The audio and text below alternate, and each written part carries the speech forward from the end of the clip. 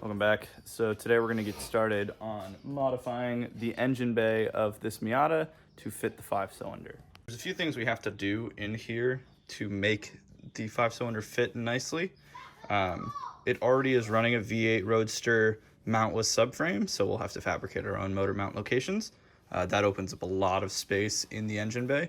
The second thing we'll have to do is chop these ears off of the back of the engine bay. They stick out a little too much and get in the way of sliding the engine as far back as we can in the engine fits fine. I think it's mostly they're in the way of like anything that you want to like exhaust and stuff. That makes sense. Clearing the headers or whatever you decide, just downpipe. Unnecessary shit in the way. Yeah. So we'll take it out.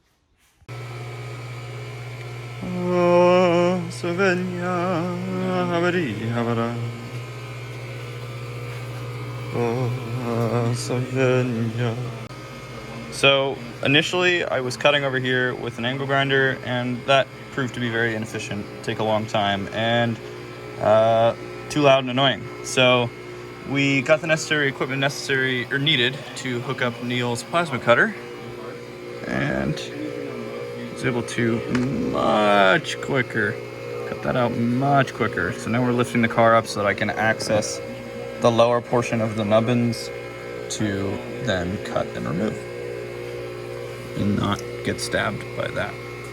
Something that I've learned pretty quickly with working on cars is that having the right tool for the job just makes the job significantly easier. You can get anything done with pretty much any tool, but it's just how much time and effort do you want to put into it.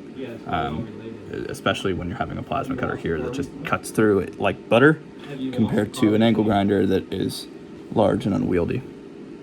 Not having my vlogging camera has proven to be a bit difficult, but we successfully cut out the two necessary areas on the firewall to kind of allow us a little more space.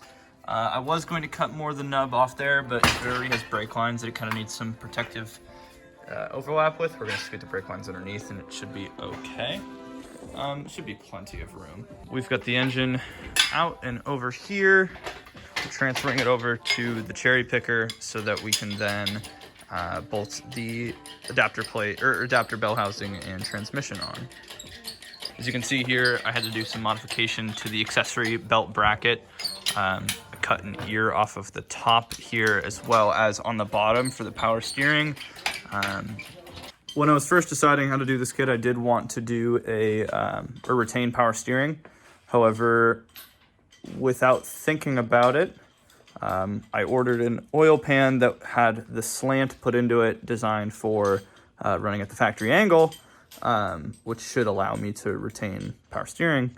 But I ordered a adapter bell housing that is designed to go straight up and down. So because of that, we will be... The evolution of electric power steering now is fucking wow. Yeah. So with that, we're going to just go ahead and remove power steering and mount it vertically versus at the factory angle.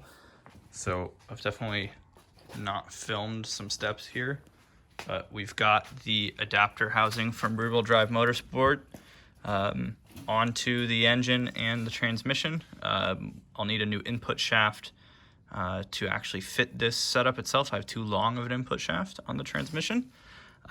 We've noted that we'll need to do some adjustments to the timing cover for the starter to fit properly. Shouldn't be too big of an issue, and potentially shave a little bit of these nubbins away so that the starter doesn't hit the block. But other than that, it's starting to really come into shape here.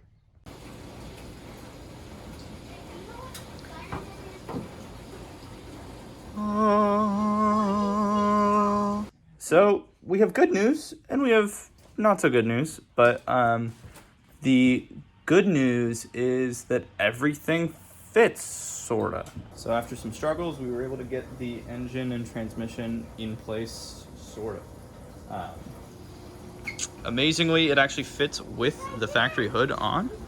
We had some issues on Neil's car with the oil fill location in the rear here. It's very close to the back firewall, but on this Miata, it appears to just be perfect.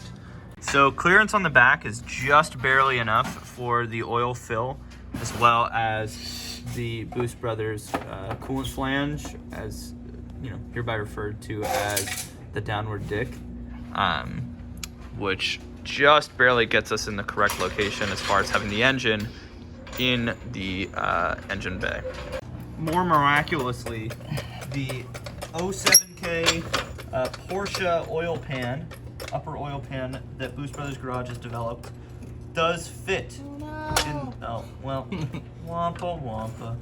The oil pan does actually fit in the subframe used here for this Miata. Some minor modification may have to happen to the lower oil pan, which I have somewhere else. Some minor modification might have to happen to the lower oil pan, as it just barely contacts the power steering, or the steering rack. But once the engine's in place and we have the mounts all set up, it should not contact. But we got to see where it's going to go from there. So we're using a jack to support the front of the engine off of the steering rack and subframe, so that we can then level it out as far as the engine bay is concerned, as well as the transmission, which is being supported via a ratchet strap through the center onto my roof, which miraculously has not dented or cracked. I kind of expected it to. We've pulled up everything so that now we can fabricate mounts for these guys. What we're likely going to have to do is build a flat bracket plate either at the lower bottom portion of this subframe, or even further up the subframe in the front, to then utilize some unused bolt holes here on the side of the engine. There's 2 empty bolt holes down here, as well as 2 up here that aren't being used by anything, that we will hopefully use for our passenger side engine mount bracket. Between the engine mount bracket for the engine itself and the plate on the bottom of the subframe will be a 034 Motorsport billet motor mount. It has a small rubber bushing on the inside so you can clock them out, as well as absorb some NVH. These are for actually B5S4, but they're just a nice universal mount in this situation that allows me to locate and clock in different locations. So we'll be building the mount around the basis of this guy. The more we dive in, the more progress we make. We have the engine about 3/4 inches above the power steering rack, as shimmed by a piece of plywood. And we are referencing that height for our 2 engine mounts, one on the driver's side, one on the passenger side. We started with the passenger side because it's more open than there, and I want to feel like we've achieved something. So we've welded a initial plate onto the subframe, as well as cut out a plate utilizing 2 holes on the block. We will end up using more holes, those and way back there, it won't focus, that hole as well, and likely make some standoffs to then support this plate. This is 1/8 inch steel, plenty strong for our situation, and in between is going to go this guy. So in between here we have the 034 B5S4 motor mount, 2 plates on each side, and what we will end up doing here is creating some pie-shaped brackets that will weld onto the plate on the engine itself and connect this as a full mount itself. Now, I do have a concern that this mount, or this plate's going to either bow a bit, or this plate may bow on one side or another, but we're just gonna give it we're just gonna give it a roll and see what happens. We will add secondary supports on the back side of this guy as well. We just kind of want to get everything tacked into place before really going ham. That way we can ensure everything's in the right location. So I start with a piece of cardboard that's effectively, in my mind, whatever shape I think it needs to be to fill this space. And this one I've cut a couple times, so it is correct. But I shave a bit cut a bit, move a bit around, and then decide, yes, that's going to be the right size for what I'm looking for here. So this one is going to be the same template for both sides. Now what I'm going to do is I take this piece over here, mind the messy shop, and chalk out the shape. So now I can draw this one, and what I'll likely do is mirror it, try to use the least amount of material, though I put this in the wrong spot, so that's what it is. But cut 2 of these out, and they'll be exactly the same.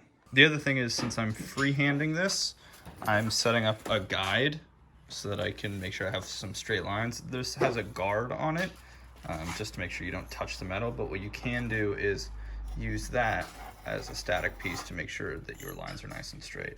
A lot of people have more expensive plasma cutters that have a bench, so it acts as a router and will cut it for you, but this is a quick and easy way to get the job done. I could also do it with an angle grinder, but angle grinder is kind of loud.